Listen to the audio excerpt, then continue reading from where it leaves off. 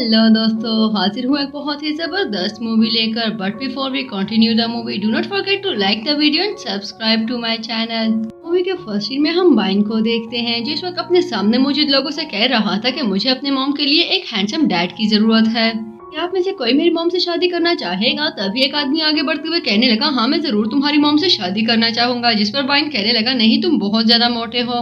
एक और को वो ये बोलकर रिजेक्ट कर देता है कि तुम बहुत ज्यादा छोटे हो। जबकि एक आदमी से कहने लगा कि तुम्हारी आंखें बहुत छोटी हैं। मेरी मॉम बहुत प्यारी है और उनके लिए मुझे एक हैंडसम आदमी की जरूरत है। और मन ही मन में सोचने लगा, आजकल के जमाने में एक अच्छा डैड ढूंढना बिल्कुल भी आसान नहीं। तभी उसकी नजर सामने गाड़ी में मौजूद एक बहुत ही हैंडसम इंसान पर पड़ती है और वो सोचने लगा कि यही मेरी मॉम के लिए एक परफेक्ट मैच है। बाइन यॉन से मिलने के लिए उसकी गाड़ी तक आ जाता है। तभी यॉन कहने लगा, क्या तुम्हें किसी से मिलना है? मेरा नहीं ख्याल कि मैं तुम्हें जानता हूँ। तभी बाइन बताता है कि एक्चुअली मैं अपनी मॉम के लिए मैच ढूंढ रहा था। आप काफी हैंडसम है, मुझे अच्छे लगे। तभी मैंने सोचा क्यों ना आपको अपनी मॉम से इंट्रोड्यूस कराया जाए। रुको मैं आपको अपनी मॉम की पिक्चर दिखाता हूँ। तभी बाइन यॉन को अपनी मॉम की वो पिक्चर दिखाता है जो उसने खुद अपने हाथों से बनाई थी। इतने में वहाँ पर जियालो आ जाती है, जो आते ही यॉन से माफी मांगते हुए कहने लगी, मेरे बेटी ने आपको परेशान किया। जियालो को देखते ही यॉन सोचने लगा, ये इतनी देखी देखी क्यों लग रही है। जबकि खुद जियालो भी सोच रही थी कि शायद मैंने इस आदमी को पहले भी कहीं देख रखा है। यॉन जियालो की माफी एक्सेप्ट करते हुए वहाँ से चला गया। तभी जियालो बाइन को डांटते हुए कहने लगी, ये तुम क्या करते फिर रहे हो? देखो तुमने किस तरह की ड्राइंग लगाई हुई है। जिस पर वो बताता है कि मैंने खुद अपने हाथों से बनाया है। एक्चुअली आपको इस तरह तन्हा जिंदगी गुजारते देखकर मुझे बिल्कुल भी अच्छा नहीं लगता, इसलिए मैंने सोचा आपके लिए एक अच्छा सा पार्टनर ढूंढ लूं। हमेशा की तरह आज फिर बाइन जियालो से अपने डैड के बारे में पूछ रहा था, जिस पर जियालो को दोबारा से वो रात याद आ गई जो उसने एक अनजाने शख्स के साथ बिताई थी। लेकिन बाइन को टालते हुए वो कहने लगी, तुम जानते हो ना तुम्हारे डैड की डेथ हो चुकी है और अब वो इस दुनिया में नहीं रहे। जिस पर वो मन ही मन में सोचने लगा, मैं भी जानता हूँ मॉम अब झूठ बोल रही है, लेकिन आपको पता होना चाहिए कि आपका बेटा भी इतनी आसानी से पीछे हटने वालों में से नहीं है। जबकि दूसरी तरफ हम यॉन को देखते हैं, जो इस वक्त बाइन और उसकी मॉम के बारे में सोचते हुए कह रहा था कि उन दोनों की आंखें कितनी ब्राइट थी। शिफ्ट होता है तो हम जियालू को देखते हैं, जो इस वक्त बाइन के बारे में सोच रही थी कि अब उसके क्वेश्चंस पहले से ज्यादा बढ़ते जा रहे हैं। मुझे कुछ ना कुछ तो करना ही पड़ेगा। लेकिन खैर कुछ भी हो, मुझे अपने काम पर फोकस करना है। वैसे भी इतने टाइम बाद कहीं जाकर मुझे रोल मिला है, भले छोटा ही रोल हो, लेकिन कम से कम मुझे पैसे तो मिलेंगे। इतने में जियालू को कॉल आती है और उसे बताया जाता है कि बाइन मिसिंग है। ये सुनते ही वो बहुत ज्यादा परेशान हो जाती है। वो वहाँ से जाने लगी। तभी उसके कोस्टार्स उसे रोकने की कोशिश करते हैं और उसे बताते हैं कि अगर वो वहाँ से चली गई तो वो इस रोल को खो सकती है। जिस पर वो कहने लगी, मुझे काम नहीं करना, मेरे लिए सबसे ज्यादा इम्पोर्टेंट मेरा बेटा है। जियालू बाइन को ढूंढने के लिए निकलती है। तभी उसे यॉन की कॉल आ गई, जो उसे बता रहा था कि बाइन मेरे पास है, उसे लेने के लिए मेरे ऑफिस आ जाओ। क्योंकि खुद यॉन इस वक्त बाइन के क्वेश्चन से बचने की कोशिश कर रहा था, जो उससे मुसलसल पूछ रहा था कि आपको सच में मेरी मॉम अच्छी नहीं लगी? मुझे तो लगता है कि मेरी मॉम बहुत ज्यादा प्यारी है। तो क्या एक बात पूछूं, आप इतने हैंडसम हैं, आपने अभी तक शादी क्यों नहीं की? अगर आपकी जगह मैं होता तो पता नहीं मैंने कब की शादी कर ली होती। कुछ ही देर में जियालू यॉन के ऑफिस पहुंच चुकी थी, जहां पर बाइन को देखते ही वो उसे डांटते हुए कहने लगी, तुम्हें कितनी दफा कहा है कि बिना परमिशन के घर से मत निकला करो। बाइन जियालू को बताता है कि मैं तो अपने लिए डैड को ढूंढने के लिए निकला था, लेकिन देखे मेरी दोबारा इन्हीं अंकल से मुलाकात हो गई। वैसे कितना बड़ा कोइंसिडेंस है ना।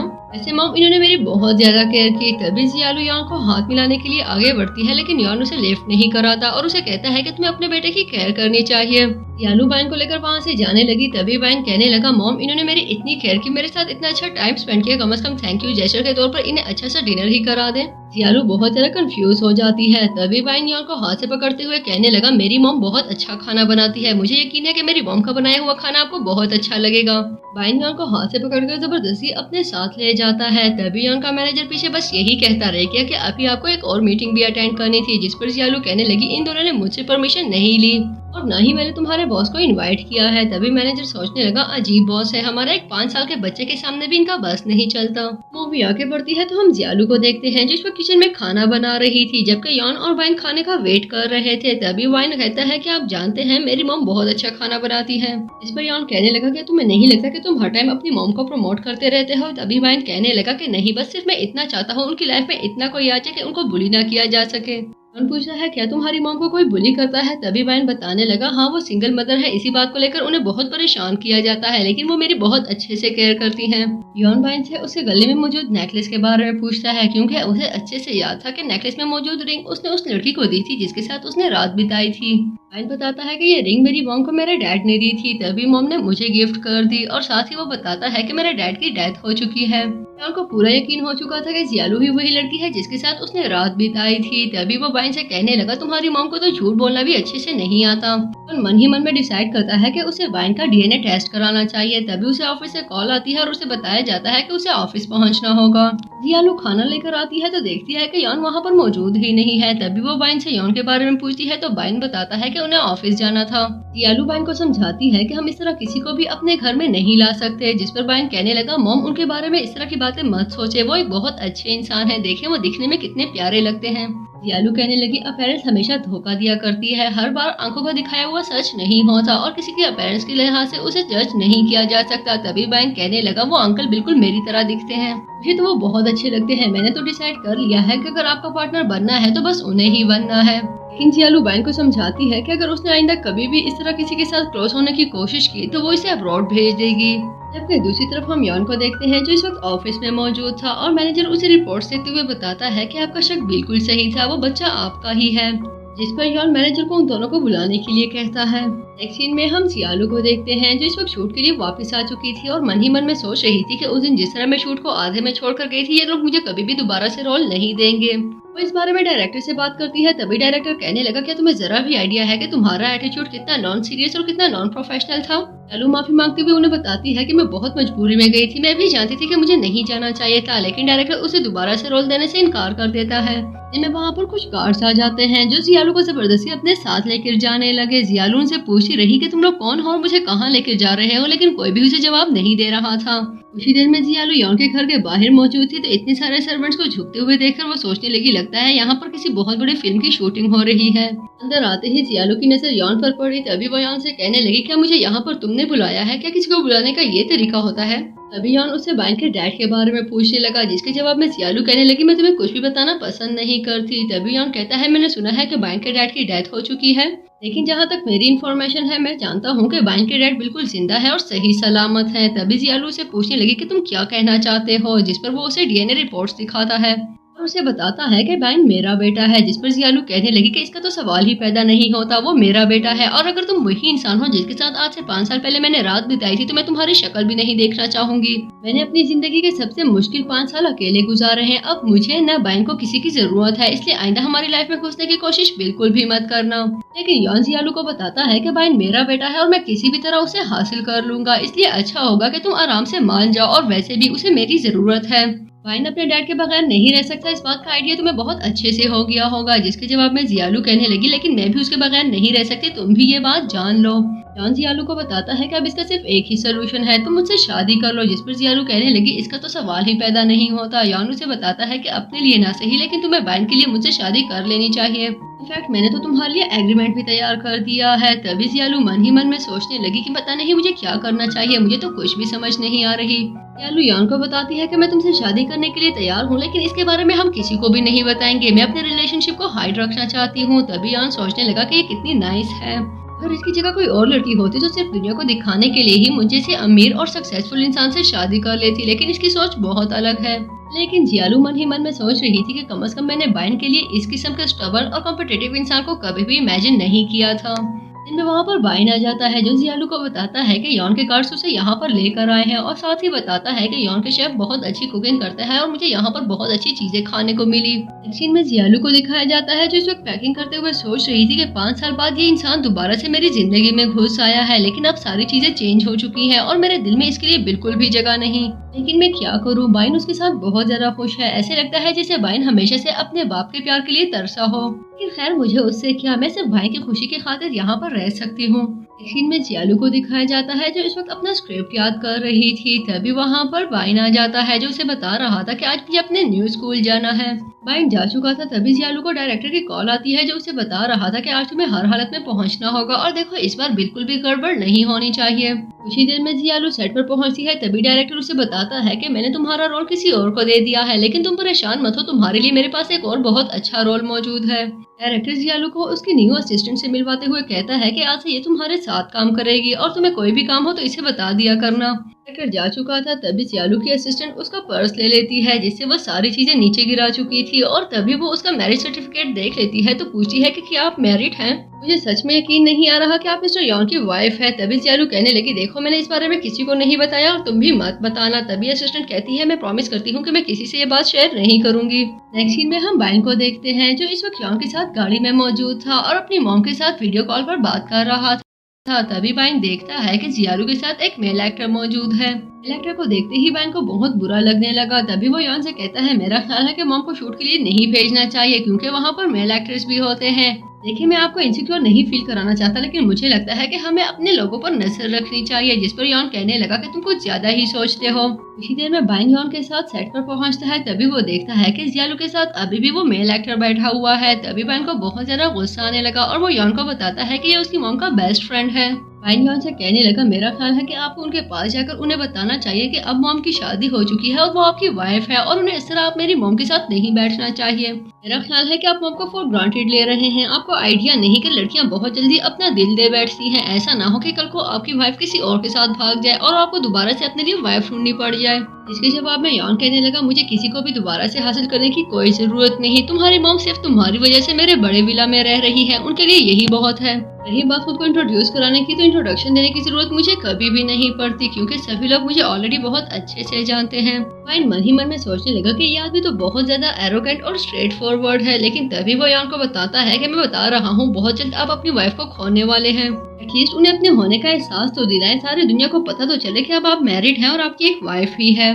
वरना जिस तरह से आप कर रहे हैं आपकी लाइफ तो पैथेटिक होने वाली है। तभी ना चाहते हुए भी यॉन कुछ फ्लावर्स ऑर्डर कर देता है। शिफ्ट होता है तो हम जियालू को देखते हैं, जो इस वक्त अपने असिस्टेंट के साथ मौजूद थी। तभी उनकी नजर सामने मौजूद फ्लावर्स पर जाती है। फ्लावर्स को देखते ही जियालू पूछती है कि ये फ्लावर्स कितने प्यारे हैं, ये किसने यहाँ पर मंगवाए होंगे। तभी असिस्टेंट बताती है, हो सकता है किसी ने आपके लिए भिजवाए हों। इस पर जियालू कहने लगी कि नहीं नहीं, मेरे लिए कौन फ्लावर्स भिजवा सकता है। मेरा ख्याल है कि डायरेक्टर ने सीन के लिए मंगवाए होंगे। हो सकता है उन्हें सेट को तैयार करने के लिए फ्लावर्स की जरूरत हो। जिस पर असिस्टेंट कहने लगी, आप माने या ना माने, ये फ्लावर्स किसी न किसी ने आपके लिए ही भिजवाए हैं। डायरेक्टर को सीन के लिए इतने बड़े फ्लावर्स की क्या जरूरत पड़ी और फिर इतने ज्यादा फ्लावर्स कौन मंगवाता है। इतने में वहाँ पर जियालू की को-स्टार्स आ जाती हैं, जो आते ही जियालू को बुरी तरह से बुली करने लगी और साथ ही असिस्टेंट से कहती है, क्या तुम्हें पता भी है कि ये कौन है? इसको तो यहाँ पर मेरे और तुम्हारे अलावा कोई जानता भी नहीं होगा, भला इसके लिए कौन फ्लावर्स भिजवाने लगा। जिस पर जियालू कहने लगी, अब ऐसी भी कोई बात नहीं है, मैं कोई फर्स्ट टाइम थोड़ी ना काम कर रही हूँ, बहुत फैन फॉलोइंग है मेरी। तभी उसकी कोलीग्स कहने लगी, हो सकता है कि तुम अपनी हैसियत भूल रही हो। अगर तुम्हारे लिए किसी ने फ्लावर्स भिजवाने भी होते तो कहीं एक रोज भिजवाता, इतने सारे फ्लावर्स और वो भी सिर्फ तुम्हारे लिए। उनकी ये बातें सुनकर असिस्टेंट को गुस्सा आने लगा। तभी वो कहने लगी कि जियालू के बारे में कुछ भी कहने से पहले 2 दफा सोच लेना, वरना कहीं ऐसा ना हो मैं गुस्से में कुछ ज्यादा कह जाऊँ। जियालू असिस्टेंट को गुस्सा होने से रोकती है। तभी असिस्टेंट कहने लगी, कोई आपके लिए ऐसे शब्द इस्तेमाल कर रही है, मुझसे बिल्कुल भी बर्दाश्त नहीं होता। मैं तो आपसे भी कहती हूँ कि आपको इनको सही सबक सिखाना चाहिए। लेकिन असिस्टेंट की इन बातों का उन लड़कियों पर बिल्कुल भी असर नहीं हो रहा था। तभी वो कहने लगी कि पहले तुम ये तो देख लो कि जियालू है कौन और उसको पसंद कौन करता है। जियालू को ये रोल भी डायरेक्टर के सामने बहुत ज्यादा रोने धोने के बाद मिला है और पता नहीं तुम इसे क्या समझने लगी हो। इतने में वहाँ पर असिस्टेंट डायरेक्टर आ जाता है, जो आते हुए पूछने लगा कि ये फ्लावर्स किसके लिए भिजवाए गए हैं। जिस पर वहाँ पर मौजूद लड़की कहने लगी कि ये फ्लावर्स मेरे लिए भिजवाए गए हैं। ऑब्वियसली मेरे लिए ही होंगे क्योंकि यहाँ पर मुझसे ज्यादा फेमस तो कोई भी नहीं है। तभी असिस्टेंट डायरेक्टर उसके साइन लेता है, लेकिन जल्द ही उसे याद आता है कि एक्चुअली ये फ्लावर्स जियालू के लिए थे, जो उसके हस्बैंड ने भिजवाए थे। और ये सुनते ही उन लड़कियों का मुँह देखने लायक था। नेक्स्ट सीन में जियालू को दिखाया जाता है, जो इस वक्त लंच ब्रेक पर थी, लेकिन उसके असिस्टेंट बहुत ज्यादा गुस्से में थी और कह रही थी कि आप जानती हैं कि लिन और उसकी फ्रेंड आपके पीछे कितनी बातें कर रही हैं। वो पूरे सेट पर यही गॉसिप्स करती फिर रही हैं कि वो फ्लावर्स आपने खुद अपने लिए भिजवाए थे और ये कि आपको कोई भी पसंद नहीं करता। सच कहूँ तो मैं बहुत ज्यादा गुस्से में हूँ। इसके जवाब में जियालू कहने लगी, देखो वो लोग क्या कहती हैं मुझे बिल्कुल भी फर्क नहीं पड़ता और ना ही तुम्हें पड़ना चाहिए। याद रखो कि हमें सिर्फ और सिर्फ अपने काम पर फोकस करना है। नेक्स्ट सीन में जियालू घर आती है तो वो देखती है कि यॉन अपनी कॉफी खत्म कर चुका था। तभी वो कहने लगी, मुझे इसके लिए थोड़ा मिल्क लाना चाहिए और उसे मिल्क सर्व करती है। लेकिन मिल्क को देखते ही यॉन का मूड खराब होने लगा। तभी वो गुस्से में कहता है, तुम्हें पता है ना कि मैं मिल्क नहीं पीता। लेकिन जैसे ही उसकी नजर जियालू पर पड़ती है वो काफी हैरान हो जाता है। वो जियालू को बताता है कि मेरा ख्याल था कि हाउस हेल्प होगी। तभी वो कहने लगी, मेरा ख्याल है कि आपको दूध पीना चाहिए। तभी यॉन बताता है कि मुझे मिल्क का टेस्ट बिल्कुल भी अच्छा नहीं लगता। यॉन जियालू से पूछता है कि तुम अभी घर आई हो। जिस पर वो कहने लगी कि हाँ। तभी वो पूछता है कि तुम किसके साथ आई हो। जिस पर जियालू बताती है कि मैं टैक्सी में आई हूँ। यॉन कहने लगा आइंदा तुम्हें टैक्सी में आने की कोई जरूरत नहीं है, जब भी तुम्हें पिक या ड्रॉप करना हो मुझे कॉल कर दिया करो। जिस पर जियालू कहने लगी तुम परेशान मत हो, मुझे इन सब चीजों की आदत है। लेकिन यॉन इस बात पर इंसिस्ट करता है कि नेक्स्ट टाइम वो उसे जरूर कॉल करे। जियालू वहाँ से जाने लगी तभी यॉन उसे पूछता है कि क्या तुमने वो फ्लावर्स देखे थे। जियालू का हाँ सुनने के बाद वो पूछता है कि क्या तुम्हें वो फ्लावर्स अच्छे लगे थे। तभी वो बताती है कि हाँ मुझे रेड रोजेस बहुत पसंद है और मन ही मन में सोचने लगी कि भला फ्लावर्स किसे ना पसंद होंगे। जियालू यॉन की तरफ देख के सोचने लगी कि इसका चेहरा कितना प्यारा है और इसकी पर्सनैलिटी कितनी अच्छी है, ये सच में बहुत हैंडसम है। अपने रूम में आते ही जियालू बहुत ज्यादा नर्वस फील कर रही थी और वो सोच रही थी भला मेरी हार्ट बीट इतनी फास्ट क्यों चल रही है और मैं इतना नर्वस क्यों हो रही हूँ। वो जैसा भी है मेरा हस्बैंड है, अच्छा होगा कि मैं उसकी आदत डालूं। मेरा सपना तो पूरी दुनिया के सामने परफॉर्म करने का था, मैं किसी एक इंसान के सामने कैसे नर्वस हो सकती हूँ। अगली सुबह जियालू की आंख खुलती है तो वो बहुत ज्यादा डिस्टर्ब फील कर रही थी। जब वो नीचे आती है तो मैनेजर उसे बताता है कि बॉस ने आपके लिए कुछ कपड़े भिजवाए हैं, थोड़ी बहुत ज्वेलरी और कुछ बैग्स भी हैं। तभी जियालू कहने लगी क्या ये कुछ कपड़े हैं, मुझे तो लगता है जैसे उसने पूरा का पूरा मॉल ही यहाँ पर भिजवा दिया हो। जियालू मैनेजर से यॉन के बारे में पूछती है तभी वो बताता है कि वो ऊपर स्टडी में मौजूद है। तभी जियालू उससे मिलने के लिए स्टडी में आ जाती है, लेकिन वहाँ पर आते हुए वो देखती है कि यॉन कुछ अजीब गरीब हरकतें कर रहा था। वो मिल को देखते हुए कह रहा था कि कल तुम्हारा टेस्ट बिल्कुल सही था, आज तुम्हें क्या हो गया है। इतने प्यार से मैंने अपने लिए मिल्क का गिलास ऑर्डर किया लेकिन देखो इसका टेस्ट बिल्कुल अलग है, बिल्कुल अजीब, पीने का दिल ही नहीं कर रहा, जबकि कल कितना मीठा था। फिर इसकी क्या वजह हो सकती है। तभी जियालू अंदर आ जाती है और उसे पूछती है कि क्या इशू है। जिस पर वो कहने लगा मेरा ख्याल है कि ये दूध खराब हो चुका है। जियालू पूछती है हो सकता है कि इसे गर्म ना किया गया हो, लेकिन तभी वो पूछने लगी क्या वो ड्रेसेस मेरे लिए आपने मंगवाए थे। जिस पर यॉन कहने लगा हाँ मुझे लगा शायद तुम्हें कपड़ों की जरूरत हो सकती है। क्या आपको जरा भी आइडिया है इस दुनिया में कितने लोग ऐसे हैं जिनके पास एक वक्त का खाना खाने के पैसे नहीं होते। काश आप उनको जरा भी एहसास होता तो आप इतने सारे कपड़े ना मंगवाते। इसके जवाब में यॉन कहने लगा मैंने सुना था कि लड़कियां कभी भी सीधी बात नहीं कहती, मेरा ख्याल है तुम्हें उन कपड़ों का डिजाइन अच्छा नहीं लगा, लेकिन तुम परेशान मत हो, मैं तुम्हारे लिए लेटेस्ट कलेक्शन ऑर्डर कर लेता हूँ। यॉन एक दफा फिर जियालू से मिल के बारे में पूछता है तभी वो कहने लगी मेरा ख्याल है कि ये एक्सपायर हो चुका होगा, लेकिन टेस्ट करने पर कहती है कि मुझे तो इसका टेस्ट बिल्कुल सही लग रहा है, ये तो बिल्कुल भी एक्सपायर नहीं है। लेकिन जियालू को मिल्क टेस्ट करता हुआ देखकर यॉन कहने लगा मेरा ख्याल है कि अब इसका टेस्ट बिल्कुल सही हो चुका है और उसे करीब आते हुए उसे केस करने लगा और साथ ही मिल्क टेस्ट करते हुए कहने लगा कि अब इसका टेस्ट कितना अच्छा हो गया है, देखो बिल्कुल मीठा सा। कुछ देर बाद जियालू ब्रेकफास्ट के लिए नीचे आती है तो देखती है कि यॉन एक दफा फिर मिल्क के एक गिलास के साथ बहुत ज्यादा बिजी था और कह रहा था कि तुम्हारा टेस्ट बहुत जबरदस्त है। मुझे रियलाइज हो गया है कि मुझे इतने सालों तक तुमसे नहीं भागना चाहिए था। तभी बहन पूछता है डैड क्या आपको मिल्क का टेस्ट अच्छा लगता है। जिस पर यॉन कहने लगा पहले नहीं लगता था अब अच्छा लगता है। वाइन कहने लगा पहले मुझे भी मिल्क का टेस्ट बिल्कुल अच्छा नहीं लगता था, लेकिन अब मैं मिल्क पीने लगा हूँ इसलिए मॉम मुझे बहुत पसंद करती हैं। आप भी मिल्क पिया करें मॉम, आपको भी बहुत पसंद करेंगी। जियालू वाइन का मुंह बंद करते हुए कहने लगी जल्दी से अपना ब्रेकफास्ट फिनिश करो, तुम्हें स्कूल भी जाना है। तभी जियालू को असिस्टेंट की कॉल आती है जो उसे बता रही थी कि बहुत बड़ी गड़बड़ हो चुकी है। आपके अकाउंट से कुछ ऐसी ट्वीट्स और ऐसी पिक्चर्स अपलोड हुई हैं जो कि नहीं होनी चाहिए थी और आप ट्रेंडिंग पर हैं, सभी लोग आपको बहुत ज्यादा ट्रोल कर रहे हैं। जियालू असिस्टेंट को बताती है कि ना तो मैंने कोई पिक्चर अपलोड की है और ना ही कोई ट्वीट किया है। जिस पर असिस्टेंट कहने लगी हो सकता है कि आपका अकाउंट हैक कर लिया गया हो, लेकिन मैं बता रही हूँ कि बहुत बड़ी प्रॉब्लम हो चुकी है। आपको सेट पर आने की कोई जरूरत नहीं है क्योंकि सभी रिपोर्टर्स यहाँ पर बहुत बेताबी से आपका वेट कर रहे हैं और आपके आते ही वो आप पर क्वेश्चंस की बौछार शुरू कर देंगे। उसी देर में जियालू निया को कॉल करती है और उसे कहती है कि आखिर तुम्हें मुझसे प्रॉब्लम क्या है। तुम अच्छे से जानते हो कि जो कुछ भी हो रहा है इसके पीछे तुम्हारा हाथ है। तुम्हें पता है ना अपने करियर को लेकर मैं कितनी पॉजिटिव हूँ और मैं कोई भी चीज इस तरह से नहीं करती जो कुछ तुम मेरे ऊपर थोपने की कोशिश कर रहे हो। अच्छा होगा तुम खुद ही मीडिया पर आकर बता दो कि ये सब तुमने किया है, वरना मुझसे बुरा कोई नहीं होगा। तभी निया कहने लगा ये सब तुम मुझसे बिल्कुल भी एक्सपेक्ट मत करना, और रही बात तुम्हारी तो तुम्हारा जो जी में आए तुम कर सकती हो, मुझे बिल्कुल भी फर्क नहीं पड़ता। जबकि दूसरी तरफ हम यॉन को देखते हैं जो इस वक्त जियालू को इस कदर परेशान देखकर समझ चुका था कि कोई ना कोई गड़बड़ जरूर हो चुकी है और वो उसकी हेल्प करने की ठान लेता है। सोशल मीडिया पर यॉन जियालू के बारे में होने वाली ट्वीट और पिक्चर्स के बारे में जान चुका था। तभी वो अपने मैनेजर से इसकी इन्वेस्टिगेशन करने के लिए कहता है। नेक्स्ट सीन में मैनेजर यॉन को बताता है कि मैंने सारी इन्वेस्टिगेशन कंप्लीट कर ली है और आपका शक बिल्कुल सही था, उनका अकाउंट हैक कर दिया जा चुका है। जिस पर वो कहने लगा कि अब तो इसको मैं जाने नहीं दूंगा, इसको ऐसा सबक सिखाऊंगा कि आइंदा कभी भी किसी के साथ ऐसा करने के बारे में सोचेगा भी नहीं। इस सीन में हम जियालू को देखते हैं जो इस वक्त डायरेक्टर से मिलने के लिए कंपनी आई थी। तभी डायरेक्टर कहने लगा मैं तुम्हें बता दूं कि मैं तुम्हारे साथ कॉन्ट्रैक्ट को टर्मिनेट कर चुका हूँ, इसलिए आइंदा यहाँ पर मत आना। जियालू डायरेक्टर को बताती है कि जो कुछ सोशल मीडिया पर चल रहा है उसमें से कुछ भी मैंने अपलोड नहीं किया। जिस पर डायरेक्टर कहने लगा तुम्हें क्या लगता है कि सच या झूठ मैटर करता है। यहाँ पर लोग सिर्फ उन्हीं चीजों पर ट्रस्ट करते हैं जिस पर उन्हें करना हो। तभी जियालू बताती है कि मैं खुद भी यहाँ पर रिजाइन देने के लिए आई थी। वो जाने लगी तभी डायरेक्टर बताता है कि मैं अपनी पोजीशन से भी रिजाइन दे चुका हूँ, क्योंकि मैं जानता हूँ कि तुम बेगुनाह हो और जो कुछ तुम्हारे साथ हो रहा है उसमें से कुछ भी तुमने नहीं किया। तभी वो तीनों को ऑपरेशन स्टार्ट कर देते हैं। डायरेक्टर और असिस्टेंट डिसाइड करते हैं कि उन्हें जियालू की हेल्प करनी होगी, भले कैसे भी हो। एक सीन में हम उन तीनों को देखते हैं जो उस वक्त उसी साइट को एक्सेस करने की कोशिश कर रहे थे, लेकिन तभी उन्हें पता चलता है कि वो पिक्चर्स दोबारा से डिलीट कर दी गई हैं। जियालू को बिल्कुल भी समझ नहीं आ रही थी कि इसके पीछे किसका हाथ हो सकता है। तभी वो मन ही मन में सोचने लगी कहीं ऐसा तो नहीं कि यॉन ने ये सब कुछ डिलीट करवाया हो। इतने में जियालू को निया की कॉल आती है जो उसे बता रहा था कि जो कुछ मैंने किया उसके लिए मैं बहुत शर्मिंदा हूँ और मैं तुमसे माफी मांगना चाहता हूँ और तुम्हें बताना चाहता हूँ कि मैंने वो सब डिलीट कर दिया है। ये सुनते ही जियालू मन ही मन में कहने लगी पता नहीं मैं यॉन से इतना सब क्यों एक्सपेक्ट कर रही थी, उसे तो पता भी नहीं होगा कि मैं किस मुश्किल से गुजर रही हूँ। जब इस बारे में वो डायरेक्टर और असिस्टेंट को बताती है तो वो दोनों ही काफी हैरान हो जाते हैं और कहने लगे कि चलो अच्छा हुआ तुम्हारी सर से एक मुसीबत टल चुकी है। डायरेक्टर जियालू से कहने लगा अब तुम्हें दोबारा से अपने करियर पर फोकस करना होगा, जिस पर वो सोचने लगी कि मैंने इनको अपने बारे में सच बिल्कुल भी नहीं बताया और डायरेक्टर को बैंक के बारे में बताती है। इस पर डायरेक्टर कहने लगा नहीं मैं इस बात पर बिल्कुल भी यकीन नहीं कर सकता कि तुम एक बच्चे की माँ हो। तभी वो कहने लगी मैं आपको पहले ही बताना चाहती थी लेकिन मुझे डर था कि आप मुझे हायर नहीं करेंगे।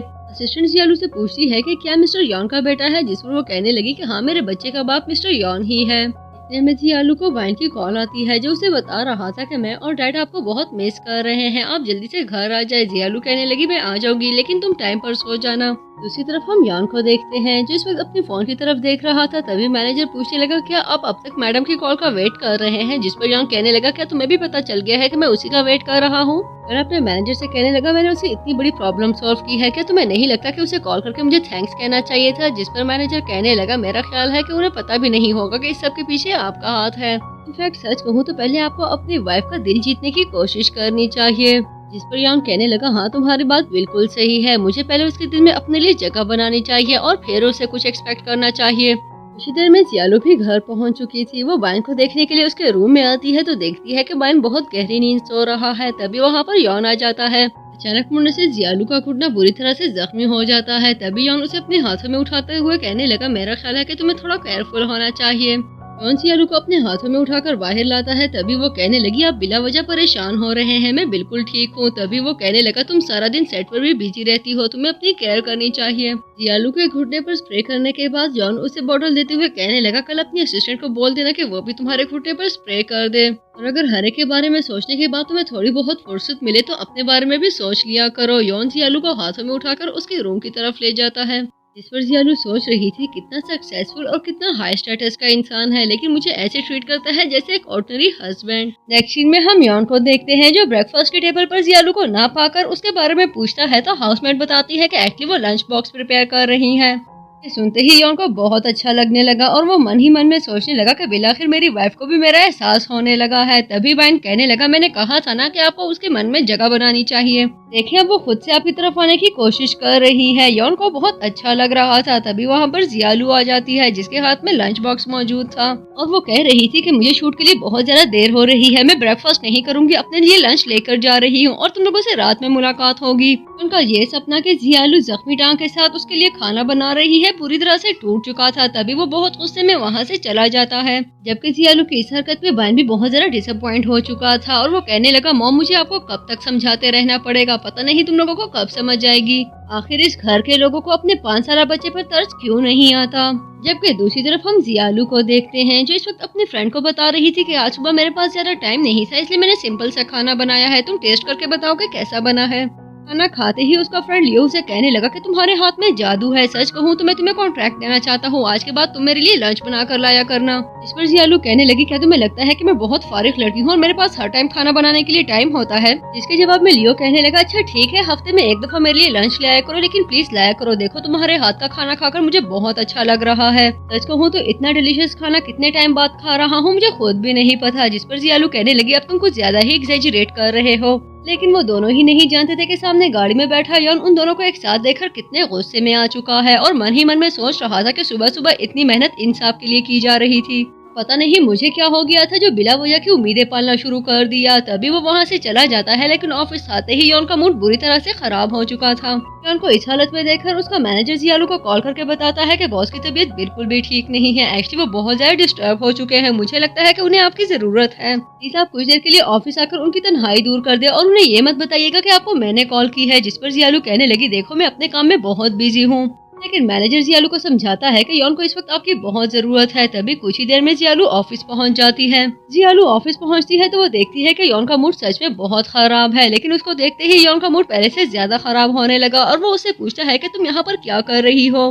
जिसके जवाब में जियालू बताने लगी, मैं यहाँ से गुजर रही थी, बस सोचा तुम्हें जाते जाते देख लूं, लेकिन अगर तुम्हें मेरा आना अच्छा नहीं लगा तो मैं चली जाती हूँ। तभी यॉन उसे रोक लेता है। हम जियालू को रोकते हुए उससे कहने लगा, अगर तुम आ ही रही थी तो मेरे लिए कुछ ले ही आती, मुझे अच्छा लगता। जिस पर जियालू कहने लगी, अगर तुम्हें कोई गिफ्ट चाहिए तो मुझे बता दो, मैं तुम्हारी कही हुई हर एक चीज तुम्हें दिला दूंगी। यॉन कहने लगा, जो मुझे चाहिए शायद वो तुम मुझे दे ना पाओ, और उसके करीब आते हुए उसे किस करने लगा। तभी जियालू सोचती है, अगर मुझे यहाँ पर किसी ने देख लिया तो पता नहीं क्या समझेगा। और वो यॉन से कहने लगी, आप शायद भूल रहे हैं लेकिन इस वक्त हम आपके ऑफिस में मौजूद हैं। जिस पर वो कहने लगा, शायद तुम ये चाहती हो कि मैं तुम्हारे साथ कहीं और चला जाऊं। जियालू जाने लगी तभी यॉन उसे कहता है कि रुको मैं तुम्हें खुद ड्रॉप कर देता हूँ। जिस पर वो सोचने लगी कि अभी अभी मैं एक बहुत बड़े स्कैंडल से निकल कर आई हूँ, दोबारा तुम्हारे साथ देखे जाने पर एक और स्कैंडल अफोर्ड नहीं कर सकती। वो यॉन को रोकती है लेकिन यॉन उसकी कोई भी बात नहीं सुन रहा था और उसके साथ चल पड़ता है। कुछ ही देर में जियालू अपने सेट पर पहुंच चुकी थी। तभी यॉन उसे रोकते हुए कहने लगा, अगर पॉसिबल हो तो आज जल्दी घर आ जाना, एक्चुअली वाइन तुम्हें बहुत मिस करता है। जिस पर जियालू बताती है कि आज मुझे बहुत सारा काम है। यॉन कहने लगा, ठीक है, अगर आज पॉसिबल नहीं तो कल जल्दी आ जाना, लेकिन प्लीज जल्दी आने की कोशिश करना। जिस पर जियालू बताती है कि कल शूट खत्म हो जाएगी तो मैं जल्दी आने की कोशिश करूंगी। लेकिन मन ही मन में सोच रही थी, मैं बहुत अच्छे से जानती हूँ कि डायरेक्टर मुझे कभी भी जल्दी नहीं आने देंगे। कुछ ही देर में जियालू यॉन के साथ अपने सेट पर पहुंच चुकी थी तो लियो ऑलरेडी उसका वेट कर रहा था और उसे पूछ रहा था कि तुम इतनी जल्दी में कहाँ गई। जिस पर वो बताती है कि एक जरूरी काम था। जियालू से कहती है, तुम जल्दी से अपना स्क्रिप्ट रिवाइज करो, मैं मेकअप करके आती हूँ। लेकिन हमेशा की तरह आज भी लियो को जियालू से बात करते हुए देखकर यॉन को बिल्कुल भी अच्छा नहीं लगा था। सीन शिफ्ट होता है तो हम जियालू को देखते हैं जो इस वक्त बाइन को पिक करने के लिए उसके स्कूल पहुंच चुकी थी। तभी मैम बताती है कि बाइन अपनी क्लास में मौजूद है। बाइन की क्लास में पहुंचते ही जियालू देखती है कि बाइन इस वक्त अपने एक क्लास वालों के साथ मौजूद था। तभी वो सोचने लगी, अच्छा हुआ मेरा बेटा भी किसी लड़की के साथ बैठा है। जियालू को देखते ही बाइन बहुत ज्यादा खुश हो जाता है। तभी उसकी फ्रेंड पूछने लगी, क्या ये तुम्हारी मॉम है? जिस पर बाइन कहने लगा कि हाँ ये मेरी मॉम है। इसके जवाब में उसकी फ्रेंड कहने लगी, लगता है तुम्हारी मॉम बिल्कुल भी प्यारी नहीं है, इसलिए तो उन्होंने अपना चेहरा छुपाया हुआ है। तभी बाइन को बहुत ज्यादा गुस्सा आने लगा और वो कहता है कि मेरी मॉम के बारे में कुछ भी मत कहना, मेरी मॉम से ज्यादा खूबसूरत लड़की इस पूरी दुनिया में कहीं नहीं होंगी। तभी उसकी फ्रेंड नाराज होकर वहाँ से चली जाती है। तभी जियालू बाइन से पूछती है कि क्या तुम्हें अपनी ये फ्रेंड अच्छी लगती है? बाइन बताने लगा कि नहीं, मुझे न ये लड़की अच्छी लगती है और न ही इस दुनिया की कोई और लड़की अच्छी लगती है, मुझे सिर्फ आप अच्छी लगती है। और वैसे भी मेरी फ्रेंड मुझे नहीं बल्कि मेरे डैड को पसंद करती है। मैंने भी उसको बोल दिया है कि वो मेरे डैड से शादी कर ले, इस तरह वो मेरी स्टेप मॉम बन के मेरे घर में मेरे साथ रहेगी और हम दोनों एक साथ होमवर्क किया करेंगे। जियालू बाइन को समझाती है कि अपनी फ्रेंड को लेकर तुम्हें इस तरह की बातें ना कहनी चाहिए और ना ही सोचनी चाहिए। तभी वो कहने लगा, मैं जानता हूँ कि आप मेरे अलावा किसी की भी साइड ले लेती हैं। इसी बात को लेकर बाइन जियालू से नाराज हो जाता है। कुछ ही देर में वो दोनों घर पहुँचते हैं तो जियालू देखती है कि यॉन भी पहले से ही घर पर मौजूद है। जियालू के पूछने पर यॉन बताता है कि आज ऑफिस में कुछ खास काम नहीं था तो मैंने सोचा क्यों ना घर आकर रेस्ट किया जाए। तभी मैनेजर सोचने लगा, आप सीधे सीधे बोल क्यों नहीं देते कि आप उनके साथ टाइम बिताने के लिए घर आए हैं। जियालू यॉन को बताती है कि मैं तुम लोगों के लिए खाना बनाने जा रही हूँ, तुम लोग फ्रेश हो जाओ, मैं खाना बनाकर सर्व कर दूंगी। मूवी आगे बढ़ती है तो हम जियालू को देखते हैं जो इस वक्त किचन में खाना बना रही थी। तभी वहाँ पर यॉन आ जाता है। जियालू कहने लगी, तुम शावर लेकर फ्रेश हो जाओ, मैं कुछ ही देर में खाना बना दूंगी। यॉन कहने लगा, नहीं मैं शावर लेकर फ्रेश हो चुका हूँ, मैं बिल्कुल ठीक हूँ, तुम खाना बनाओ, मैं वेट कर लूंगा। तभी जियालू कहने लगी, ठीक है तुम ऊपर जाकर रूम में रेस्ट करो, एक्चुअली खाना बनाने में कुछ टाइम लग जाएगा, इसलिए हो सकता है तुम्हें ज्यादा वेट करना पड़े। लेकिन यॉन कहता है कि नहीं मैं यहीं पर ठीक हूँ। कुकिंग करते हुए जियालू की उंगली पर कट लग जाता है। तभी यॉन उसके हाथ पे बैंडेज लगाने के बाद कहने लगा, तुम ये सब छोड़ दो, मैं शेफ से खाना बनवा दूंगा। लेकिन जियालू से बताती है कि ये खाना वो खास बाइन की फरमाइश पर बना रही है और उसने बाइन से प्रॉमिस किया था कि आज का लंच वो खुद बनाएगी। जियालू यॉन को बताती है कि वो बाइन की फेवरेट डिशेस बना रही है। तभी वो कहने लगा, मुझे लगा कि तुम मेरे लिए खाना बना रही हो। जिस पर वो बताती है कि तुम्हारी और बाइन की चॉइस बिल्कुल सेम है। यॉन उसकी हेल्प करने लगा। तभी कुछ ही देर में बाइन उसको ढूंढते हुए किचन में आ जाता है। लेकिन जियालू के साथ यॉन को देखकर उसे बहुत ज्यादा गुस्सा आने लगा। मन ही मन में सोचता है, जब से ये आदमी हमारी जिंदगी में आया है इसने एक सेकंड के लिए भी मेरी मॉम को मेरे लिए अकेले नहीं छोड़ा, जब देखो मॉम के साथ चिपका रहता है। लेकिन मिस्टर यॉन तुम शायद मुझे जानते नहीं, मैं भी आखिरी सांस तक अपनी दुश्मनी निभाता हूँ। अब तुम देखो मैं तुम्हारे साथ करता क्या हूँ। कुछ देर में खाना सर्व हो चुका था और वो तीनों अपना खाना एंजॉय कर रहे थे। तभी जियालू बाइन से कहने लगी, विंग्स खाओ, मैं जानती हूँ कि तुम्हें विंग्स बहुत पसंद है। यॉन जियालू से कहने लगा, मुझे भी विंग्स बहुत पसंद है, थोड़ा बहुत मुझे भी पूछ लो। जिस पर बाइन को गुस्सा आ जाता है और वो कहने लगा, मेरा पेट भर चुका है, अब मैं जाना चाहूंगा। जियालू कहने लगी, ठीक है, तुम अपने रूम में जाकर मेरा वेट करो, मैं कुछ ही देर में तुम्हारे पास आती हूँ। तभी वो सोचता है कि अब मॉम मुझे अपने पास रखना भी नहीं चाहती, मुझे हमेशा दूर भेजने की करती है। जब से ये आदमी हमारी जिंदगी में आया है, मॉम के दिल में मेरे लिए बिल्कुल भी जगह नहीं बची, मैं भी इनके साथ बिल्कुल नहीं बैठूंगा, और गुस्से में वहाँ से चला जाता है। यॉन पूछता है कि आखिर इससे क्या हुआ, लेकिन मन ही मन में सोचने लगा, अच्छा ही हुआ जो चला गया, अब ये सारा खाना मैं खुद खाऊंगा। नेक्स्ट सीन में हम यॉन को देखते हैं जो बाइन के पास आकर उसे कह रहा था, जल्दी से तैयार हो जाओ, तुम्हें स्कूल जाना है। लेकिन बाइन कहने लगा, मैं स्कूल नहीं जाऊंगा और इसके बाद मेरे सामने स्कूल का नाम मत लेना। यॉन बाइन से पूछता है कि आखिर तुम्हारा मसला क्या है, जिस पर वो बताने लगा, जब से तुम हमारी जिंदगी में आए हो तुम मुझसे मेरी मॉम छीनने की कोशिश कर रहे हो। क्या तुम्हें नजर नहीं आता कि मैं अपनी मॉम का एक छोटा सा बच्चा हूँ। तभी यॉन कहने लगा, देखो वो सिर्फ तुम्हारी मॉम नहीं बल्कि मेरी वाइफ भी है, और तुम सिर्फ उसके नहीं बल्कि मेरे भी छोटे से बच्चे ही हो। मैं भी तुमसे उतना ही प्यार करता हूँ जितना कि जियालू करती है, इसलिए प्लीज इस तरह की नेगेटिव बातें मत सोचा करो। तुम्हें यकीन होना चाहिए कि तुम्हारे डैड तुम्हें बहुत पसंद करते हैं और हमेशा तुम्हारे साथ रहना चाहेंगे। जिस पर बाइन बहुत ज्यादा खुश हो जाता है।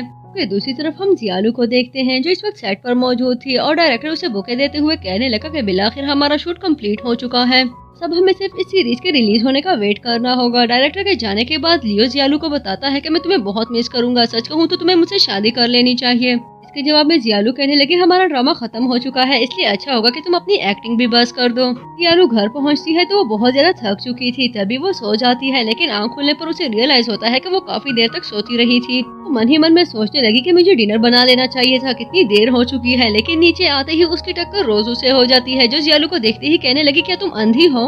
रोजू को अपने घर में देखकर जियालू को तो यकीन ही नहीं आ रहा था, क्योंकि रोजू चाइना की एक बहुत बड़ी स्टार थी। में वहाँ पर यॉन आ जाता है। यॉन को देखते ही रोजू उसके करीब आते हुए कहने लगी, इतने टाइम से मैंने तुम्हें देखा नहीं, सच कहूँ तो मैं तुम्हें बहुत मिस कर रही थी, इसलिए वापस आते ही सबसे पहले तुमसे मिलने के लिए आई हूँ। लेकिन यॉन रोजू को बिल्कुल भी लिफ्ट नहीं कर रहा था और उसे कहता है कि तुम अगर ना भी आती तो मैं तुमसे शिकायत ना करता। तभी जियालू पूछती है कि बाइन कहाँ पर है, जिस पर यॉन बताता है कि वो अपने रूम में है। रोजू यॉन से कुछ बातें कर रही थी, जिसके जवाब में यॉन उसे कोई भी रिस्पॉन्स नहीं देता। तभी वो कहने लगी, आखिर तुम इतने खोए खोए क्यों हो और उस लड़की के बारे में इतना क्यों सोच रहे हो, तुमने उस लड़की को अपने घर में क्यों रखा हुआ है, देखो उसे चलने तक की तमीज नहीं, उसने मुझे इतनी जोर से धक्का दिया, मेरी ड्रेस ऑलरेडी इतनी अनकंफर्टेबल है। जिसके जवाब में यॉन कहने लगा, अगर इतनी ही अनकंफर्टेबल हो तो कोई अच्छा सा ड्रेस पहन लेती। और रही बात जियालू की, तो ये उसका घर है, वो जैसे चाहे चल सकती है, तुम अपने काम से काम रखा करो। कुछ ही देर में वो सब खाने की टेबल पर मौजूद थे। तभी यॉन जियालू से कहने लगा, अब तुम्हारा शूट कंप्लीट हो चुका है तो तुम्हें डाइट की टेंशन लेने की कोई जरूरत नहीं और अच्छे से खाना खाना चाहिए। जियालू को चिकन पीस देते हुए वो कह रहा था, मैं जानता हूँ कि तुम्हें चिकन बहुत पसंद है, इसलिए अच्छे से खाओ। जिस पर रोजू कहने लगी कि यॉन मेरी तरफ भी देख लो, मुझे भी चिकन बहुत पसंद है। यॉन रोजू से कहने लगा, अगर तुम्हें चिकन पसंद है तो ले क्यों नहीं लेती, मैं तुम्हें मुंह में निवाला नहीं खिला सकता। जिस पर रोजू सोचने लगी, अगर मुझे पता होता कि मेरे वापस आने तक यहाँ पर इतनी बड़ी मुसीबत आ चुकी होगी तो मैं कभी भी अब्रॉड ना जाती। जबकि जियालू सोच रही थी, रोजू को यॉन के इतने करीब देखकर साफ पता चलता है कि वो यॉन को बहुत पसंद करती है और शायद यॉन भी उसे पसंद करता रहा होगा। जरा देखो वो दोनों एक दूसरे के कितने करीब बैठे हुए हैं, एक साथ में कितने अच्छे लग रहे हैं, और यही दोनों एक दूसरे को डिजर्व करते हैं। मुझे इनकी लाइफ में नहीं आना चाहिए था। अगले सीन में जियालू को दिखाया जाता है जो इस वक्त यॉन और रोजू के बारे में ही सोच रही थी और कह रही थी, काश मुझे पहले से पता होता कि यॉन की एक गर्लफ्रेंड भी है तो मैं कभी भी उसकी लाइफ में ना आती। इतने में वहाँ पर रोजू आ जाती है, जिसे देखते ही जियालू पूछने लगी, क्या मैं तुम्हारी कोई हेल्प कर सकती हूँ। जिस पर रोजू कहने लगी, हाँ, मेरे लिए यॉन की जिंदगी से निकल जाओ। जियालू रोजू को बताती है कि देखने के लिए मैं उसके घर में रह रही हूँ और उसकी वाइफ हूँ, लेकिन एक्चुअली हम दोनों के बीच में कुछ भी नहीं है, इसलिए तुम बिल्कुल सेटिस्फाइड हो सकती हो। रोजू कहने लगी, तुम्हें लगता है तुम्हारी इस तरह के बकवास से मैं सुकून में आ जाऊंगी, मैं तुम्हारी इन बातों पर बिल्कुल भी यकीन नहीं करने वाली। इतने में वहाँ पर यॉन आ जाता है जो रोजू को डांटते हुए वहाँ से जाने के लिए कहता है। जिस पर रोजू कहने लगी, तुम जानते हो ना, इससे पहले मैं तुम्हारी लाइफ में आई थी और हम दोनों एक दूसरे को पसंद किया करते थे। लेकिन यॉन रोजू से कहता है कि हम दोनों नहीं, सिर्फ तुम मुझे पसंद किया करती थी, मैंने कभी तुमसे ऐसी कोई कमिटमेंट नहीं की जिससे तुम्हें उम्मीद मिल सके। यहाँ से चली जाओ, आइंदा कभी भी मुझे या मेरी वाइफ को डिस्टर्ब करने की कोशिश मत करना। रोजू वहाँ से चली जाती है। तभी यॉन जियालू से पूछता है, क्या तुम ठीक हो। जिस पर जियालू कहने लगी, मैं जानती हूँ कि तुमने सिर्फ और सिर्फ बाइन के लिए मुझसे शादी की है, लेकिन अगर तुम्हारी पहले ही एक गर्लफ्रेंड थी तो तुम्हें मुझसे शादी नहीं करनी चाहिए थी। यॉन उसे यकीन दिलाना चाहता है कि रोजू ना अब और ना पास में उसकी गर्लफ्रेंड रही है, लेकिन जियालू उसकी किसी भी बात पर यकीन नहीं करती। सीन शिफ्ट होता है तो जियालू को दिखाया जाता है जो इस वक्त सीरीज की प्रमोशन के लिए मौजूद थी। वो वॉशरूम यूज करने के लिए ऊपर आती है। तभी यॉन उसे रोक लेता है और उसे करीब आते हुए कहने लगा, कुछ ज्यादा ही बिजी लग रही हो, तुमने मुझे बताया ही नहीं कि आज तुमने डिनर के लिए यहाँ पर आना था। ना ही तुमने मुझे अपनी सीरीज की प्रमोशन के बारे में कुछ बताया। तभी वो कहने लगी, मैं जानती हूँ कि तुमने ड्रिंक की हुई हो और जो बातें तुम कर रहे हो ये एक्चुअली तुम करना नहीं चाहते, लेकिन देखो तुम्हें याद रखना चाहिए कि तुम चाइना का एक बड़ा नाम हो और तुम्हें खुद को कंट्रोल करना होगा। तभी यॉन उसे करीब आते हुए कहने लगा, आखिर तुम कहना क्या चाहती हो। जियालू से कहने लगी, मैं जानती हूँ कि ड्रिंक करने के बाद तुम अपनी गर्लफ्रेंड को मिस कर रहे होगे, लेकिन इस वक्त तुम ये भूल रहे हो कि मैं जियालू हूँ ना कि रोजू। अगर तुम्हें रोजू की जरूरत है तो मैं उसे कॉल करके यहाँ पर बुलवा सकती हूँ। तभी यॉन कहने लगा, क्या तुम्हारा दिमाग खराब है? तुम्हें क्यों लगा कि मुझे उसकी जरूरत होगी या वो मेरी गर्लफ्रेंड है?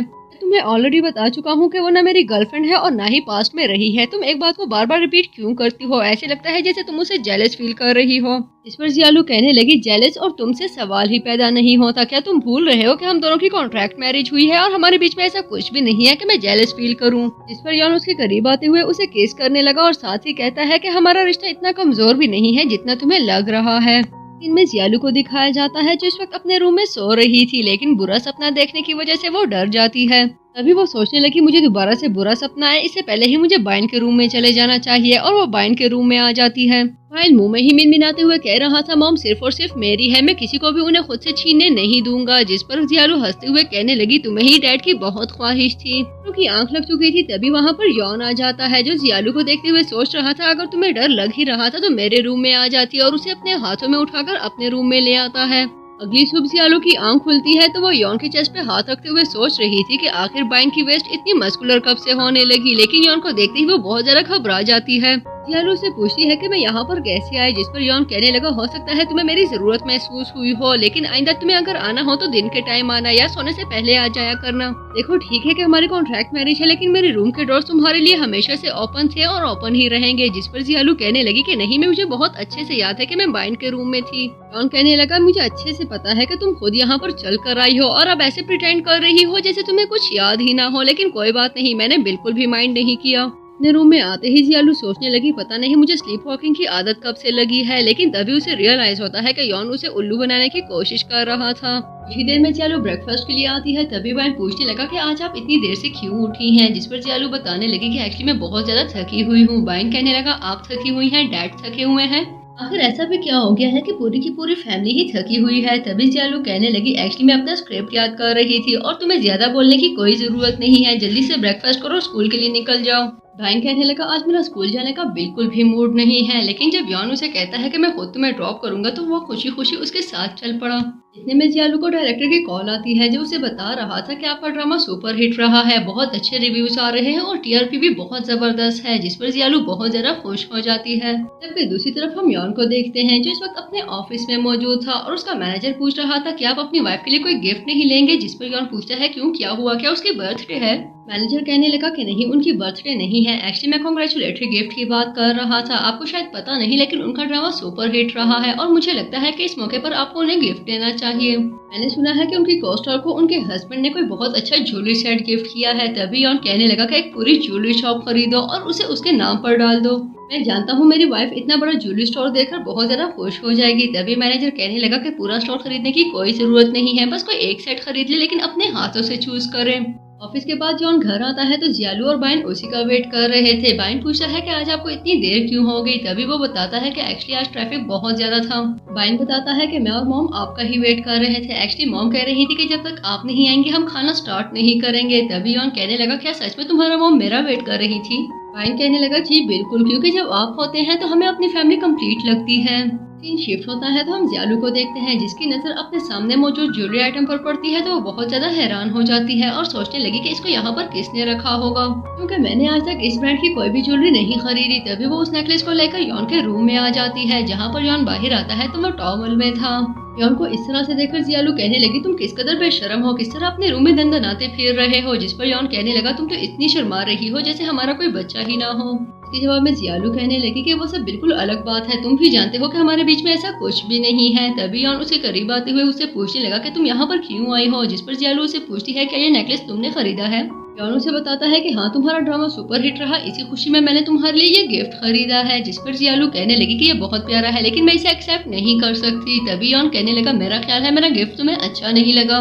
जियालू कहती है कि नहीं ये बहुत अच्छा है, लेकिन एक्चुअली ये बहुत ज्यादा एक्सपेंसिव है और मुझे ये लेना बिल्कुल भी फेयर नहीं लग रहा। तभी यॉन उसे नेकलेस पहनाते हुए कहने लगा अपने गले में देखो कि कैसा लग रहा है, जो चीज आपको सूट करती हो उसे आप हमेशा एक्सेप्ट कर सकते हैं। तभी वो जियालू से पूछने लगा क्या तुम आज रात मेरे रूम में सोना चाहती हो, अगर नहीं तो फिर प्लीज अपने रूम में चल जाओ क्योंकि बहुत देर हो रही है। अगले सीन में हम जियालू को देखते हैं जो इस वक्त पूरी तरह से तैयार हो चुकी थी और उसकी तैयारी को देखते हुए वाइन पूछने लगा कि क्या आज आप डैड के साथ डेट पर जा रही हैं। तभी जियालू बताने लगी कि नहीं, आज मैं ऑडिशन के लिए जा रही हूँ। इतने में वहाँ पर यॉन आ जाता है जो जियालू को इस तरह से तैयार देखकर बहुत ज्यादा खुश हो जाता है और जियालू के गले में मौजूद नेकलेस देखकर उसे बहुत ज्यादा सेटिस्फेक्शन होती है। यॉन जियालू को किस करते हुए उसे बेस्ट विशेष देता है। ये सब देखते हुए बाइन कहने लगा मॉम मुझे लगता है कि आप और डैड एक दूसरे के बहुत ज्यादा करीब होते जा रहे हैं। सीन शिफ्ट होता है तो हम जियालू को देखते हैं जो इस वक्त एक डायरेक्टर के साथ मौजूद थी। डायरेक्टर उसे स्क्रिप्ट दिखाता है जो कि जियालू को बहुत अच्छा लगा और वो डायरेक्टर से कहने लगी कि मैं जरूर आपके साथ काम करना चाहूंगी। लेकिन डायरेक्टर तो शायद आज किसी और ही मूड में था। वो जियालू के करीब आते हुए उसे बुली करने लगा जिस पर जियालू बुरी तरह से रेजिस्ट करती है। जियालू की रेजिस्टेंस देखते हुए डायरेक्टर कहने लगा तुम मेरे सामने इतनी साफ सुथरी बनने की कोशिश क्यों कर रही हो, क्या तुम्हें नहीं पता कि इस इंडस्ट्री में काम मिलना कितना मुश्किल है। इसके साथ ही डायरेक्टर जियालू को बुरी तरह से हैरास करने लगा। इतने में वहाँ पर एक और डायरेक्टर आ जाता है जो उस डायरेक्टर को रोकते हुए कहने लगा कि अपनी हाथ पहचान लो वरना मैं अभी के अभी पुलिस को बुला लूंगा। डायरेक्टर मिंग जियालू को बताते हैं कि तुम्हारे हाथ में मौजूद स्क्रिप्ट मेरा है और इसने मुझसे मेरा स्क्रिप्ट चुराया है। मैं अभी पुलिस को कॉल करके उन्हें इस सब के बारे में बताने वाला हूँ। मिंग की ये बात सुनने के बाद डायरेक्टर स्क्रिप्ट को जमीन पर फेंकते हुए कहने लगा कि मैं तुम्हें देख लूंगा, मेरा तो शायद आज का दिन ही खराब है, और वहाँ से चला जाता है। जियालू डायरेक्टर मिंग के साथ बाहर आती है तभी उन्हें थैंक्स कहते हुए कहने लगी अगर आज आप ना आते तो पता नहीं मेरे साथ क्या कुछ हो चुका होता। तभी डायरेक्टर मिंग बताता है कि एक्चुअली ये मेरा स्क्रिप्ट है। जियालू बताती है कि ये स्क्रिप्ट बहुत अच्छा है, सच कहूँ तो मुझे वाकई स्टोरी लाइन बहुत अच्छी लगी थी और मैं जरूर आपके साथ काम करना चाहूंगी। जिस पर मिंग बताता है कि एक्चुअली मेरा काम बहुत खराब चल रहा है, जबकि तुम्हें आप चाइना की टॉप एक्ट्रेसेस में काउंट किया जाता है, मेरे पास तुम्हें पेमेंट करने के लिए पैसे नहीं है। जिस पर जियालू कहने लगी कोई बात नहीं, मैं आपके साथ फ्री में काम करने के लिए रेडी हूँ। जिस पर डायरेक्टर मिंग बहुत ज्यादा खुश हो जाता है। जबकि दूसरी तरफ हम डायरेक्टर को देखते हैं जो इस वक्त यॉन से बुरी तरह से मार खाने के बाद उससे पूछ रहा था कम से कम मुझे ये तो बता दो कि तुम मुझे क्यों मार रहे हो। जिस पर यॉन कहने लगा आइंदा मेरी वाइफ को नजर उठाकर भी देखा तो मुझसे बुरा कोई नहीं होगा। घर आते ही यॉन जियालू के पास चला जाता है और उससे पूछने लगा कि तुम्हारा आज का दिन कैसे गुजरा। मैं जानता हूँ कि तुम बहुत ज्यादा परेशान रही होगी क्योंकि मुझे पता चला है कि तुम्हारा रोल रोजो को मिल चुका है। जियालू बताती है कि तुम्हें गलत इन्फॉर्मेशन दी गई है, मेरा रोल मेरे पास ही है और मैं उसी का स्क्रिप्ट याद कर रही थी। जिस पर यॉन कहने लगा इसका मतलब है कि तुम यहाँ पर स्क्रिप्ट याद करने के लिए बैठी हो और मुझे लगा था कि तुम बहुत परेशान हो इसलिए बाहर नहीं आ रही। यॉन जियालू से कहने लगा मुझे पता चला है कि आज डायरेक्टर ने तुम्हें हरास करने की कोशिश की है, देखो तुम मेरी वाइफ हो, आइंदा कभी भी लाइफ में इस किस्म की प्रॉब्लम आए तो मुझसे जरूर शेयर करना। तुम्हें इस बात को याद रखना चाहिए कि तुम्हें मुझ पर रिलाई करना है, इसलिए अच्छा होगा कि अपनी परेशानियां अपने हाथ में लेना छोड़ दो। दिन में वहाँ पर बाइन आ जाता है जो यॉन को जियालू का हाथ पकड़ता देखकर कहने लगा सच कहूँ तो आप दोनों को एक दूसरे के करीब देखकर मुझे बहुत अच्छा लगता है। जिस पर जियालू कहने लगी मुझे लगता है कि तुम कुछ ज्यादा ही बोलने लगे हो। देखो बाइन अब तुम छोटे बच्चे नहीं रहे, इसलिए अच्छा होगा कि आइंदा तुम कोई भी बात करने से पहले सोच लिया करो। तभी बाइन जियालू को बताता है कि मैं आपसे गुड नाइट किस लेने के लिए आया था। जियालू बाइन को किस करती है तभी बाइन कहने लगा मुझे लगता है कि डैड भी आपकी गुड नाइट किस का वेट कर रहे हैं। लेकिन जियालू इस बात को पूरी तरह से इग्नोर करते हुए बाइन को लेकर वहाँ से चली गई। नेक्स्ट सीन में हम जियालू को देखते हैं जो इस वक्त अपना स्क्रिप्ट याद कर रही थी, लेकिन थकावट ज्यादा होने की वजह से उसकी आंख लग जाती है। तभी वहाँ पर यॉन आ जाता है। जियालू को इस तरह सोते देखकर यॉन को उस पर बहुत ज्यादा प्यार आने लगा। जैसे ही जियालू की आंख खुलती है वो यॉन से पूछने लगी कि तुम यहाँ पर क्या कर रहे हो। जिस पर यॉन कहने लगा मैं चाहता था कि मैं तुम्हारे साथ लंच करूँ, मेरे साथ चलो, हम दोनों को एक साथ लंच करना है। जियालू यॉन को बताती है कि अभी हमारा शूट खत्म नहीं हुआ इसलिए मैं तुम्हारे साथ नहीं जा सकती। जिस पर यॉन कहने लगा मुझे इन सब बातों से फर्क नहीं पड़ता, तुम्हें मेरे साथ चलना है तो बस चलना है। इस पर जियालू कहने लगी देखो मैं जानती हूँ कि तुम यहाँ पर सिर्फ मेरे लिए आए हो, लेकिन मेरी सिचुएशन समझने की कोशिश करो। और तभी वो आगे बढ़ते हुए यॉन को किस करती है। तभी यॉन भी उसकी तरफ कदम बढ़ाते हुए आगे बढ़ता है और उसे किस करने लगा। नेक्स्ट सीन में जियालू यॉन के साथ डिनर करने के लिए अपने फेवरेट रेस्टोरेंट आती है और वहाँ आते ही वो यॉन से कहने लगी मैं जानती हूँ कि ये जगह बहुत ज्यादा एक्सपेंसिव नहीं है और छोटी है, लेकिन यहाँ का खाना बहुत अच्छा है। जियालू को सर्व करने के लिए शेफ खुद वहाँ पर चलकर आती है। तभी वो जियालू से कहने लगी आज तुम कितने दिनों के बाद आई हो। जियालू यॉन को इंट्रोड्यूस कराने लगी। तभी शेफ कहती है मैं जानती हूँ कि ये तुम्हारे हस्बैंड है। एक्चुअली तुम दोनों को देखकर पहली ही नजर में पता चल जाता है कि एक दूसरे के लिए बने हुए हो। वो दोनों ऑर्डर देते हैं तभी शेफ वहाँ से जा चुकी थी। यॉन जियालू से पूछता है कि क्या तुम इस शेफ को पहले से ही जानती हो, जिस पर वो कहने लगी कि हाँ, एक्चुअली इसके हस्बैंड की डेथ हो चुकी थी। जब मैं फर्स्ट टाइम यहाँ पर आई तो इसका बड़ा बेटा खाना बनाया करता था और उसकी एज बहुत कम थी। तब से इनको सपोर्ट करने के लिए मैं ज्यादातर यहीं से खाना खाती हूँ। वो दोनों खाना खा चुके थे तभी जियालू बिल पे करने लगी, लेकिन यॉन उसे बिल पे करने से मना करता है और खुद शेफ को एक बहुत बड़ी अमाउंट देता है, जिस पर शेफ कहने लगी इतनी बड़ी अमाउंट देने की कोई जरूरत नहीं है। तभी यॉन कहने लगा एक्चुअली मैं आपकी स्पिरिट को सल्यूट करना चाहता हूँ। सच कहूँ तो मेरे मन में आप जैसी सेल्फ मेड औरतों के लिए बहुत ज्यादा रिस्पेक्ट है। जियालू सोचने लगी कि कितना सक्सेसफुल होने के बावजूद भी यॉन के दिल में बिल्कुल भी एरोगेंस नहीं है। रेस्टोरेंट से निकलने के बाद यॉन जियालू के साथ उसी होटल आ जाता है जहाँ पर वो अपने शूट के लिए स्टे कर रही थी। जियालू यॉन को बताती है कि हम दोनों को एक ही रूम शेयर करना पड़ेगा, जिस पर यॉन कहने लगा मुझे कोई एतराज नहीं है और वो जियालू के साथ उसके रूम में आ जाता है। जब शावर लेकर बाहर आता है तभी जियालू जमीन पर मैट्रेस बिछा रही थी, जिस पर वो पूछने लगा कि ये तुम क्या कर रही हो। जियालू कहने लगी एक्चुअली मैं चाहती हूँ कि तुम बेड पर कंफर्टेबल सो। जियालू मैट्रेस पर सोने लगी तभी यॉन उसे अपने हाथों में उठाकर बेड की तरफ ले आता है और उसे बताता है कि मैं तुम्हारा हस्बैंड हूँ, तुम्हें मेरे साथ सेफ फील करना होगा। अगली सुबह जियालू की आंख खुलती है तो सोते हुए यॉन को देखकर वो सोचने लगी कि ये सोते हुए बिल्कुल बाइन की तरह लगता है, लेकिन जल्द ही खुद को कंट्रोल करते हुए वो रूम से बाहर चली जाती है। कुछ ही देर बाद यॉन की आंख खुलती है तो उसे रियलाइज होता है कि आज वो काफी देर तक सोता रहा है। यॉन को बिल्कुल समझ नहीं आ रही थी कि आखिर ऐसा क्यों हुआ होगा, लेकिन तभी उसे रियलाइज होता है कि ये सब जियालू की वजह से हो रहा है और जियालू की कुर्बत में उसे सुकून मिलता है। सीन शिफ्ट होता है तो हम जियालू को देखते हैं जो इस वक्त अपनी बाकी कास्ट एंड क्रू के साथ गेम खेल रही थी। ट्रूथ और डेयर खेलते हुए उसे बार बार ड्रिंक करने का डेयर मिल रहा था, जिसकी वजह से उसे बार बार ड्रिंक करनी पड़ी। तभी उसे यॉन की कॉल आती है। यॉन उसे बात करते हुए कह रहा था कि तुम्हारी आवाज बहुत स्लो आ रही है, ऐसे लगता है जैसे तुम्हारी तबीयत ठीक नहीं है।